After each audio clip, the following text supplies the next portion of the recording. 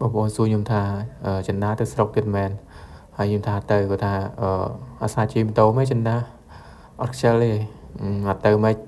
បើខ្លាគម្រាមរហូតដល់ឆាតមកថាបើទៅស្រុកទេមិនបាច់មករហូតអីចឹងទៅហើយជុំនិយាយរកអីចឹងទៅតែប៉ាត់គាត់និយាយគម្រាមនឹងចង់យើងទៅអញ្ចឹងព្រោះថាបងប្អូនខ្ញុំមកហ្នឹងគឺជូនគាត់ទៅទិញអីអញ្ចឹងទៅឲ្យកូនព្រោះថាគាត់ចេះជិះម៉ូតូជិះអីចឹងទៅហើយនិយាយថាខោទឹកនោមទឹកដោះគោអីទាំងវាអស់ចឹងហើយគាត់ហៅមកយើងនឹងជូនគាត់ទៅទិញទៅព្រោះថាផ្សារនៅឆ្ងាយបងប្អូនអើយនៅស្រុកខ្ញុំចឹងផ្សារដៃអីពីនេះទៅវាឆ្ងាយដែរចឹងខ្ញុំការទៅដោះគោអត់មានទៀតមិនមែនអត់មានទេបងប្អូនដោយសារដោះគោហ្នឹងគាត់បើត្រូវយើងទៅខ្ញុំមកហ៊ានទិញដោះគោផ្សេងឯងខ្លាចគាត់បើទៅអត់ត្រូវទៅចោលបដ ாய் អញ្ចឹងហើយយើងរកដោះគោដែលគាត់បើត្រូវចឹងកុំឲ្យគាត់ឈឺអញ្ចឹងទៅបងប្អូនបើសិនខ្លាចដាក់ដោះគោផ្សេងអញ្ចឹងទៅខ្លាចវាមានបញ្ហាអញ្ចឹងទៅដល់កូនយើងអញ្ចឹងបងប្អូនអញ្ចឹងហើយយើងមានតែ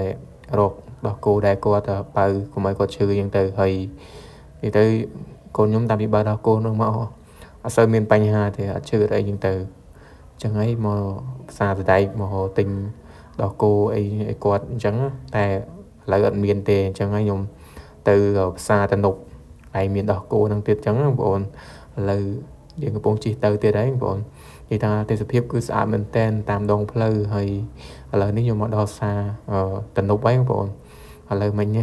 ចូលផ្សារតនុកអត់មានបងប្អូនខ្ញុំថតកាត់អញ្ចឹងទៅហើយទិញលៀស2 3កំប៉ុងទៅបងប្អូនយកទៅហូបនៅផ្ទះអញ្ចឹងណាព្រោះថាវាតំណងអញ្ចឹងបងប្អូនហើយឃើញហើយខ្ញុំក៏ខានហូបលៀសអញ្ចឹងទៅហើយមកស្រុកក៏បានហូបព្រោះនៅពេញថ្លៃពេកលៀសនៅនេះមួយកំប៉ុង3កំប៉ុងអីគឺតែ5000ទេបន្ទាប់ពីខ្ញុំទិញលៀសហើយឥឡូវខ្ញុំធ្វើដំណើរបន្តទៀតទៅផ្សារផ្អាវនៅផ្សារតនុគេអត់លក់ទេដោះគោហ្នឹងបងនៅបាក់រោងមែនតែនដោះគោហ្នឹងបើពីមុននេះខ្ញុំទិញមកពីពេញស្រាប់អញ្ចឹងខ្ញុំខ្ជិលទិញបងប្អូនដោយសារមកសម្ញល្ងាចពេកយូរអញ្ចឹងទៅយើងទិញអីទៀតមកដល់ផ្ទះហ្នឹងម៉ោងប៉ុន្មានអញ្ចឹងចូលទិញចាំទិញពេលព្រឹកទៅហើយឥឡូវយើងធ្វើដំណើរទៅផ្សារផ្អាវទៀតអញ្ចឹងចាំមើលថាមាននឹងអត់ទេតែលើគេនិយាយថាមានអាដោះគោហ្នឹងដែលកូនខ្ញុំបើហ្នឹងឥឡូវនេះមកទិញទឹកបើហូបសិនក្តៅពេកបងប្អូនយើងថ្ងៃដែរជិះម៉ូតូមកមិញយើងបែកញើដាក់ទឹកអំពៅមួយកែវមើលបងប្អូនបន្ទាប់ពីដោះគោកូនបានហើយចៃយ៉ានគេទិញមីហិលគេថាយកមកធ្វើខ្លួនឯងអញ្ចឹងទៅមួយឆ្នាំងទៅបានហូបនេះច្រើនដែរបងប្អូន